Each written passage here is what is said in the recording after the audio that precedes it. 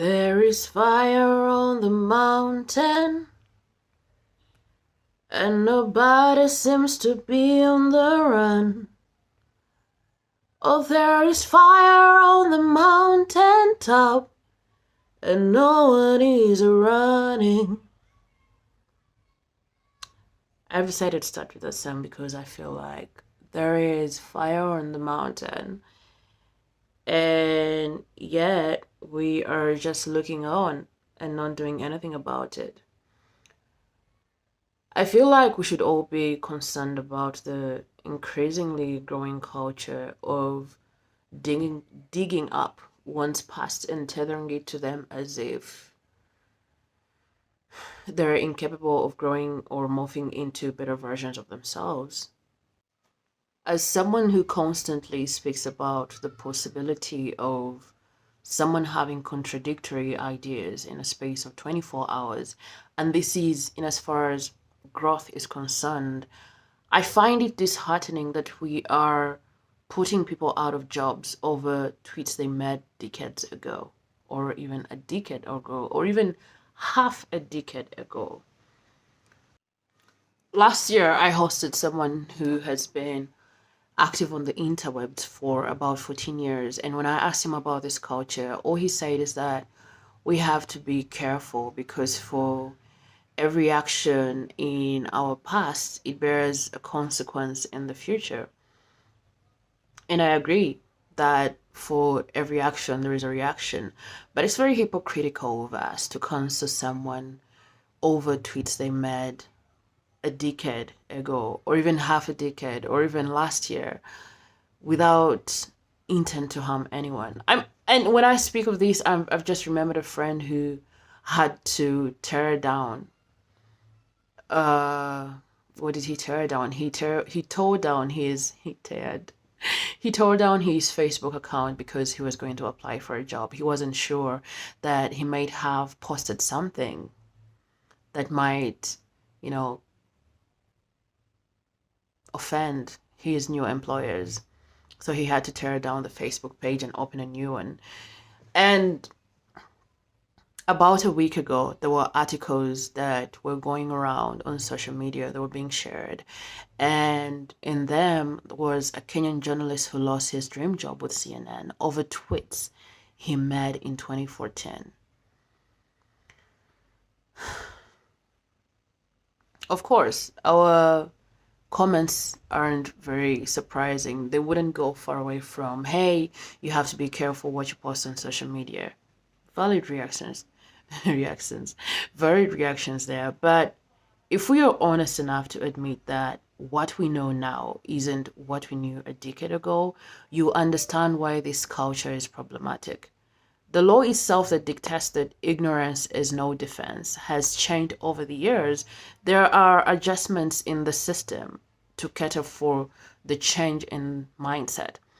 I would have imagined that we are demanded to be as constant as robots or never changing as robots, but those machines, even the phone that I'm speaking into right now, the video quality that is being captured, there is a change or upgrade of software every, I don't know how often.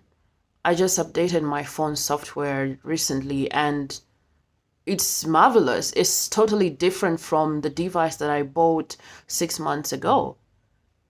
Most of us have evolved from the kind of partners we thought we deserved, only for us to find out that it was detrimental for us to lay with them.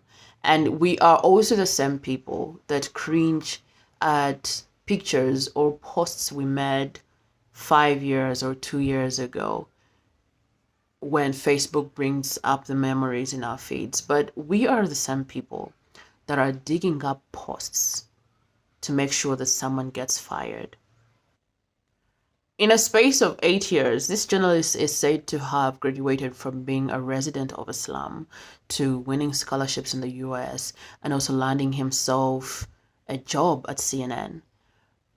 Then someone with nefarious intentions, and I'm saying nefarious because it takes a lot of time and dedication for someone to dig up 8-year-old tweets to convince someone's employer to fire them. For a media house that is as old as CNN, I would have expected them to consider an investigation and establish whether this person still holds the same sentiments. But I didn't find that in the article that I read. If we believe that we should get over the enslavement of Africans, this is something that was done with intent. But we cannot move away from the fact that someone could have made a tweet without intentions of harming anyone.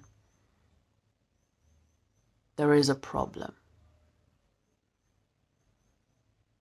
And that scale is very unbalanced.